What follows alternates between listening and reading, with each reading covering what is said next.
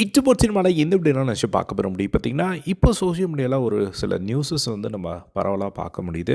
So நாளைக்கு big pass வீட்டுக்குள்ள வந்து பரபரப்பா நெறைய சம்பவங்கள் நடக்க போது. அதில வந்து நம்ம ஆல்ரெடி பார்த்துருந்தோம். ராணுவுக்கு வந்து ஏதோ அடிபட்டுருச்சு அப்படிங்கிற மாரி ஒரு நியூஸ் எல்லாம் வந்து நம்ம பார்த்துருந்தோம்.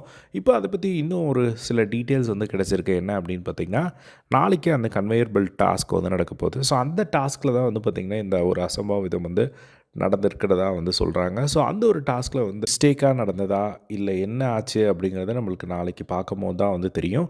பட் அவருக்கு வந்து பார்த்திங்கன்னா அந்த டாஸ்கில் வந்து அவருக்கு கீழே விழுந்து அதில் வந்து காலில் அடிபட்டு டாக்டர் வந்து ட்ரீட்மெண்ட் கொடுத்துருக்கிறதாகவும் ஸோ 3 வீக்ஸ் கிட்ட வந்து எதுவுமே பண்ணக்கூடாது அப்படிங்கிற மாதிரி சொல்லியிருக்காங்க அப்படிங்கிற மாதிரி நம்ம பார்த்துருந்தோம் ஆல்ரெடி. ஸோ இப்போ 5 வீக்ஸ் கிட்ட தான் இன்னும் பிக் பாஸே வந்து இருக்குது. அதில் 3 வீக்ஸ் அப்படின்னா வந்து உண்மையிலே வந்து அவருக்கு ரொம்ப கஷ்டமாக இருக்கும். ஸோ யாருக்காக இருந்தாலும் அந்த ஒரு விஷயம் வந்து ரொம்பவே கஷ்டமாக இருக்கும். ஏன்னா 3 வீக்ஸ் எதுவுமே பண்ண முடியாது அப்படிங்கும்போது. பட் இருந்தாலும் அந்த இன்ஜுரி வந்து எந்த அளவுக்கு சீரியஸாக இருக்குது அப்படிங்கிறத நம்மளுக்கு எபிசோட் பார்க்கும்போது தான் வந்து தெரியும்.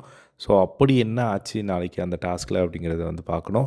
ஸோ ஏன்னா ராணுவ வந்து பார்த்திங்கன்னா, நீங்கள் நிறைய டைம் பிக் பாஸ் வீட்டில் வந்து ஏதாவது பண்ணிடணும், நம்ம வெளியே தெரிஞ்சிடணும். ஏன்னா ஒரு படம் நடிச்சுட்டு வந்திருக்காரு. ஸோ அந்த ஒரு படத்துக்கும் மக்களுக்கு எல்லாருக்கிட்டையும் நம்ம ரீச் ஆகிடணும் அப்படின்னு சொல்லி ரொம்ப ஆர்வமாக இந்த பிக் பாஸில் வந்து ஏதாவது பண்ணிடணும் அப்படின்னு சொல்லி ஒரு கனவோடு வந்த ஒரு பர்சன் தான் Raanav.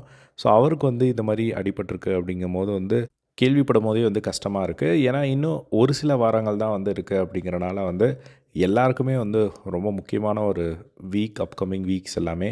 So next week free task வந்து நடக்கும்.